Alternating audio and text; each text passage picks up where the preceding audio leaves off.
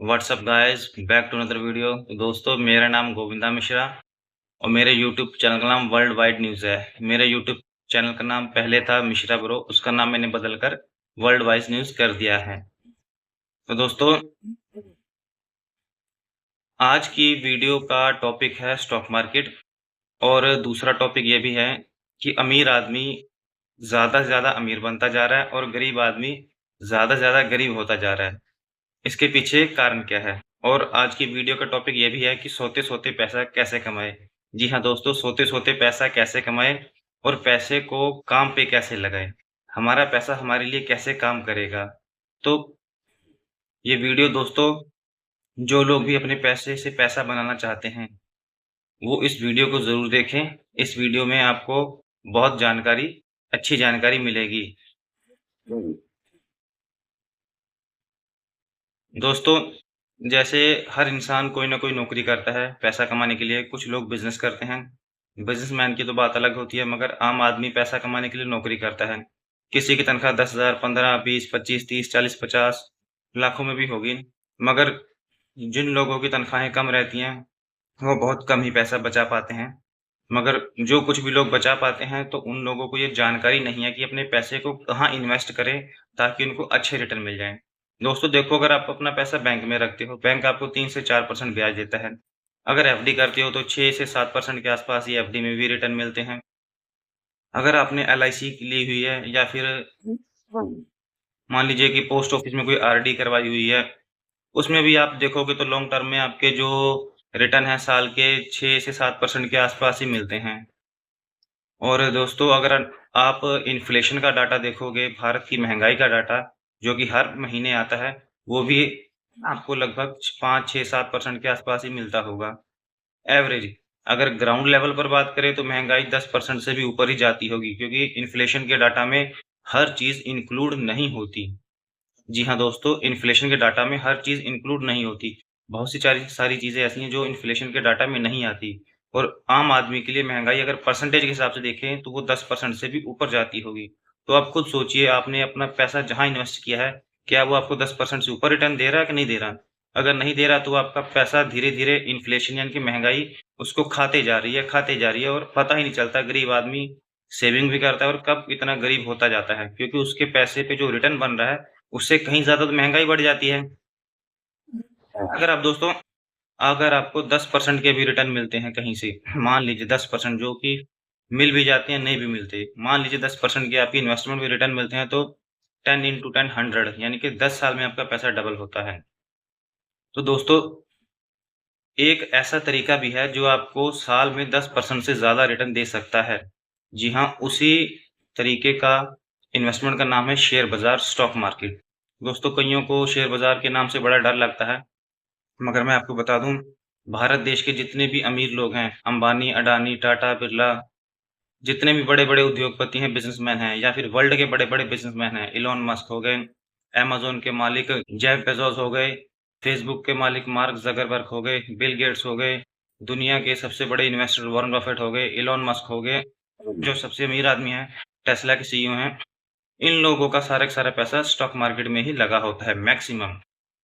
अगर शेयर बाज़ार में इन लोगों का पैसा लगा है, तो आप खुद सोचिए, ये लोग शेयर बाज़ार को गिरने नहीं देंगे, क्योंकि शेयर बाज़ार के गिरने का मतलब इन लोगों की भी वेल्थ डिस्ट्रॉय होना। शेयर बाज़ार गिरता है, लेकिन शॉर्ट टर्म के लिए, लॉन्ग टर्म में शेयर बाज़ार, चाहे भारतीय शेयर बाज़ार हो, चाहे अमेरिका का शेयर बाज़ार हो, ये पैसा बनाकर ही देता है। दोस्तों, आप भी स्टॉक मार्केट को सीखिए और शेयर बाज़ार में पैसा लगाना ज़रूर सीखिए। शेयर बाज़ार में 2 तरीके होते हैं पैसा लगाने के, ट्रेडिंग और इन्वेस्टिंग। ट्रेडिंग में इंट्राडे, स्विंग, फ्यूचर, ऑप्शन, काफ़ी कुछ ट्रेडिंग होती हैं। ट्रेडिंग में दोस्तों, मैं तो नहीं करता, इसमें रिस्क बहुत ज़्यादा होता है। बहुत से लोग करते हैं, मगर मैं ट्रेडिंग नहीं करता। मैं इन्वेस्टिंग ही करता हूँ। ट्रेडिंग का ये नुकसान होता है कि आपने शेयर खरीदा, आपको 1 दिन, 2 दिन, हफ्ता, 15, 20 दिन, महीना, 2-3 महीने में शेयर को बेचना पड़ेगा। और इन्वेस्टिंग में होता है कि अगर आपने किसी कंपनी का शेयर खरीदा, अपनी मर्ज़ी के हिसाब से उसे जब चाहे बेच सकते हो। वैसे तो जब तक उस कंपनी का बिज़नेस चलता रहे, उसे नहीं बेचना चाहिए और आपको रिटर्न काफ़ी अच्छे मिल सकते हैं। तो दोस्तों, और दूसरा, जैसे मैंने बताया था कि सोते-सोते पैसा कैसे कमाएँ। दोस्तों, जैसे शेयर बाज़ार जो होता है, भारतीय शेयर बाज़ार और अमेरिका का शेयर बाज़ार। पूरे वर्ल्ड में सबसे नंबर 1 पर चलता है अमेरिका का शेयर बाज़ार, यूएस स्टॉक मार्केट। जब हमारे यहाँ रात होती है तो अमेरिका के शेयर बाज़ार में दोस्तों दिन होता है। अगर हमारा पैसा यूएस स्टॉक मार्केट में लगा है, जैसे वहाँ की भी अच्छी-अच्छी कंपनियाँ हैं, एप्पल हो गई, गूगल, माइक्रोसॉफ्ट, नेटफ्लिक्स हो गया, एनवीडिया हो गया, टेस्ला हो गया। दोस्तों मेरी तरफ से कोई बाइंग सेलिंग का रिकमेंडेशन नहीं है, because I am not SEBI registered, just एक स्टडी पर्पज़ के लिए आपको बता रहा हूँ। तो जब हमारा पैसा अमेरिका के शेयर बाज़ार में लगा होता है, अगर हम यहाँ पर रात को सो भी रहे हैं, तो हमारा पैसा वहाँ पर भी धीरे-धीरे बनता है। इसीलिए मैंने कहा था कि सोते-सोते पैसा कैसे कमाएँ? तो दोस्तों, शेयर बाज़ार में इन्वेस्ट करने के लिए आपके पास एक डीमैट अकाउंट होना चाहिए। जैसे हमारे पास एक सेविंग अकाउंट होता है बैंक में पैसा रखने के लिए, वैसे ही शेयर को खरीदने और बेचने के लिए डीमैट अकाउंट होता है। ये अलग-अलग ब्रोकर अलग-अलग कंपनियों के होते हैं, जैसे कि ग्रोवैप, ज़ीरोधा, एंजल वन वगैरह-वगैरह। किसी का भी आपको जो अच्छा लगे डीमैट किसी का भी डीमैट अकाउंट आपको अगर बढ़िया लगे उसका डीमैट अकाउंट खोलिए और उसमें अच्छी-अच्छी कंपनी फंडामेंटल कंपनियों के शेयर्स खरीद सकते हैं। तो दोस्तों हमें कैसे पता लगे कि किस कंपनी का शेयर अच्छा रहता है या किस कंपनी का रिटर्न अच्छा नहीं देगा? तो दोस्तों शेयर प्राइस जो होता है वो रिप्रेज़ेंट करता है बिज़नेस को और बिज़नेस रिप्रेज़ेंट करती है कंपनी के मैनेजमेंट और सीईओ को और जो बिज़नेस होते हैं वो देश की जीडीपी को भी रिप्रेज़ेंट करते हैं। और दोस्तों आप खुद आइडिया लगाएँ, दिमाग लगाएँ कि कौन-सा ऐसा बिज़नेस है जो फ्यूचर में अच्छा पैसा कमा के दे सकता है। जिस बिज़नेस की सेल्स अच्छी होगी, जिस बिज़नेस का रेवेन्यू अच्छा होगा, जिसके प्रॉफिट्स अच्छे होंगे, ये आइडिया आपको खुद ही लगाना पड़ेगा। ऐसा कोई नहीं बता सकता कि कौन-सा बिज़नेस लॉन्ग टर्म में कितना पैसा बना कर दे। ये आपको खुद ही आइडिया लगाना पड़ेगा कि वर्ल्ड में क्या चल रहा है, देश में क्या चल रहा है, कौन-सा सेक्टर, कौन-सा बिज़नेस ऐसा है, जो फ्यूचर में आगे चल के ऐसा आपको अच्छा पैसा कमा कर दे सकता है। तो दोस्तों एक मैं एग्ज़ाम्पल के लिए आपको बता देता हूँ, जैसे कि अमेरिका के शेयर बाज़ार में एप्पल कंपनी का शेयर है। बहुत से लोग एप्पल के आईफ़ोन खरीदते हैं, लेकिन एप्पल के आईफ़ोन की कीमत आज से 5 साल पहले क्या थी और आज कीमत क्या होगी, ये आप कमेंट कर कर बता सकते हैं। लेकिन एप्पल के शेयर का प्राइस 5 साल में कितना था और आज कितना है, ये आप स्क्रीन पर देखिए कि एप्पल के शेयर ने कितने रिटर्न दिए हैं। ऐसे ही टेस्ला के शेयर हैं, उसने 5 साल में कितने अच्छे रिटर्न दिए हैं, आप स्क्रीन पर देख सकते हैं। ऐसे ही भारतीय शेयर बाज़ार में भी बहुत अच्छी-अच्छी कंपनियाँ होती हैं, जो कि अच्छे रिटर्न्स दे देती हैं, जिनका बिज़नेस अच्छा है। जैसे आप स्क्रीन पर देख सकते हैं, टाटा एल्क्सी है, काफ़ी अच्छे रिटर्न हैं इसके अभी 5 साल के। और जैसे हमारे भारत का एसबीआई बैंक है, इसके भी 5 साल के रिटर्न काफ़ी अच्छे हैं। तो दोस्तों, ये कोई मेरी तरफ से रिकमेंडेशन नहीं है, सिर्फ़ एक स्टडी पर्पज़ के लिए है। तो दोस्तों, स्टॉक मार्केट की जर्नी स्टार्ट कीजिए, इन्वेस्टिंग कीजिए, लॉन्ग टर्म में पैसा बनेगा। हो सकता है शुरुआती दौर में आपको साल, 6 महीने, डेढ़ साल, 2 साल में आपके रिटर्न ना मिलें, आपका पैसा माइनस में भी जाता दिखे, लेकिन लॉन्ग टर्म में देखोगे तो रिटर्न अच्छे मिलते ही मिलते हैं। लॉन्ग टर्म का मतलब कि कम से कम आप 5 साल मान कर चलिए। वैसे तो अगर आपने शेयर्स खरीदे हैं तो ये मान के चलिए कि जब तक उस कंपनी का बिज़नेस अच्छा चल रहा है, उस शेयर को ना बेचें। आपको बिना बेचे भी शेयर में रिटर्न मिल सकते हैं, जैसे कि कंपनियाँ बोनस और स्टॉक स्प्लिट भी देती हैं। इसका मतलब कि आपको शेयर के बदले शेयर भी गिफ्ट मिलते हैं और कंपनियाँ डिविडेंड भी देती हैं। डिविडेंड दोस्तों जैसे डिविडेंड का हिंदी में अर्थ होता है लाभांश।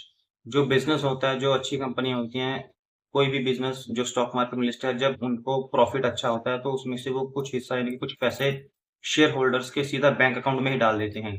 यानी कि मान के चलिए कि अगर मेरे पास टाइटन कंपनी का शेयर है, जो कि टाटा ग्रुप से बिलॉन्ग करती है। अगर मेरे पास टाइटन कंपनी का शेयर है, तो स्टॉक मार्केट की जो रेगुलेटर बॉडी होती है, हर सेक्टर में एक रेगुलेटर बॉडी होती है। जैसे बैंकिंग सेक्टर की रेगुलेटर बॉडी है RBI, reserve bank of India. ऐसे ही स्टॉक मार्केट की भी एक रेगुलेटर बॉडी है SEBI, security exchange board of India. तो इनका कहना है कि जो कंपनी स्टॉक मार्केट में लिस्ट है, उनको हर 3 महीने में साल में 12 महीने होते हैं, 3-3 महीने पे 3 महीने को क्वार्टर 1, क्वार्टर 2, क्वार्टर 3, क्वार्टर 4 हर 3 महीने बाद आपको अपने रिज़ल्ट पेश करने हैं। आपने क्या रेवेन्यू जनरेट किया, क्या प्रॉफ़िट, क्या लॉस, वो आप अपने शेयर होल्डर को बताइए, अपनी बैलेंस शीट में दिखाइए। तो दोस्तों जब कंपनी के क्वार्टर 1, क्वार्टर 2, क्वार्टर 3, क्वार्टर 4 के रिज़ल्ट आते हैं, तो कुछ कंपनी का अगर बिज़नेस अच्छा हुआ है, इनको प्रॉफ़िट अच्छा हुआ है, तो कंपनियाँ आपको डिविडेंड भी देती हैं, यानी कि अपने प्रॉफ़िट से कुछ पैसे आपको अब बिना शेयर बेचे आपके सीधा बैंक अकाउंट में ही आ जाते हैं, उन्हें आप जैसे चाहे वैसे यूज़ कर सकते हैं। और जो स्टॉक मार्केट में बहुत पुराने इन्वेस्टर हो चुके हैं, जिन्हें 5 साल, 10 साल काफ़ी पुराने हो चुके हैं, तो उनको बोनस और स्टॉक स्प्लिट के चलते जितने भी शेयर्स मिले हैं, उनकी क्वांटिटी बहुत ज़्यादा हो जाती है। और एक टाइम ऐसा आता है कि आपको डिविडेंड इनकम इतना ज़्यादा हो जाता है कि बिना शेयर बेचे ही आपको डिविडेंड इनकम इतनी मिलने लग जाती है कि आपके घर के सारे खर्चे जो हैं, वो डिविडेंड इनकम से ही चलते हैं। आप लॉन्ग टर्म में फाइनेंशियली फ्री हो जाते हो, यानी कि आपको पैसे के लिए कोई नौकरी नहीं करनी पड़ती। जी हाँ दोस्तों, पैसा कमाने के लिए आपको कोई नौकरी नहीं करनी पड़ती। इसके लिए आपको स्टॉक मार्केट में अच्छी कंपनी, अच्छे बैलेंस शीट वाली कंपनी, फंडामेंटली स्ट्रॉन्ग कंपनियों के शेयर्स खरीद के रखने पड़ते हैं, जिन्हें कहते हैं इन्वेस्टिंग। और हर महीने आप अपनी सेविंग से थोड़े-थोड़े पैसे करके उन शेयर्स को खरीद सकते हो और लॉन्ग टर्म में आपको काफ़ी अच्छे रिज़ल्ट मिलते हैं। शॉर्ट टर्म में मार्केट गिरेगा, मगर टेंशन की ज़रूरत नहीं, लॉन्ग टर्म में शेयर बाज़ार ऊपर ही जाता है, क्योंकि शेयर रिप्रेज़ेंट करते हैं बिज़नेस को, बिज़नेस रिप्रेज़ेंट करती है देश की जीडीपी को, और जीडीपी, शेयर का गिरना यानी कि देश की जीडीपी का गिरना, बिज़नेस का गिरना, जो कि शॉर्ट टर्म के लिए तो ठीक गिरते हैं, मगर लॉन्ग टर्म में देश की जीडीपी और बिज़नेस और शेयर मार्केट ऊपर ही जाते हैं। दोस्तों, पूरी वीडियो का कंक्लूज़न यही है कि आप महीने में जो भी सैलरी आपको इनकम आती है, उसमें से थोड़ा बहुत पैसा बचाकर आप स्टॉक मार्केट में लगाइए, शेयर खरीदिए और लॉन्ग टर्म में आपको इसका बेनिफिट मिलेगा और वही पैसा आपको पैसा बनाकर देगा। और अगर आपका पैसा अमेरिका के शेयर बाज़ार में लगा है, तो आप सोते-सोते पैसा भी कमा सकते हो और पैसा ही आपको पैसा कमा कर देगा। तो दोस्तों, जिससे आप लॉन्ग टर्म में फाइनेंशियली फ्री हो सकते हो, आपको नौकरी करने की ज़रूरत नहीं पड़ेगी। ये आप अच्छे फंडामेंटली स्ट्रॉन्ग कंपनियों के शेयर्स के ऊपर डिपेंड करता है। और जी हाँ दोस्तों, शेयर बाज़ार में कोई गारंटी नहीं होती, पहली बात। जैसे आपने एफडी में पैसा लगा दिया, आपको होता है एफडी में 6-7% रिटर्न मिलेंगे। एफ शेयर मार्केट में कोई गारंटी नहीं है, मगर ये भी हकीकत है कि जो दुनिया के सबसे अमीर आदमी हैं, इलॉन मस्क, और भारत के सबसे अमीर आदमी हैं, अंबानी-अडानी, शेयर मार्केट की वजह से ही हैं। और ये लोग शेयर बाज़ार को शॉर्ट लॉन्ग टर्म में गिरने नहीं देंगे, क्योंकि इनका सारा का सारा पैसा स्टॉक मार्केट में ही लगा है। तो दोस्तों, आज की वीडियो को मैं यहीं पर समाप्त करूँगा। मिलते हैं नेक्स्ट वीडियो में, तब तक के लिए जय श्री राम। और मेरे YouTube channel world wide news को सब्सक्राइब करिए, लाइक करिए, कमेंट करिए, शेयर कीजिए। अगर आपका कोई सुझाव हो, तो मुझे ज़रूर बताइए, या आप किस टॉपिक पे वीडियो चाहते हो, वो भी कमेंट करिए। उस टॉपिक के ऊपर मैं आपको वीडियो बना दूँगा। दोस्तों, मिलते हैं नेक्स्ट वीडियो में, तब तक के लिए जय श्री राम।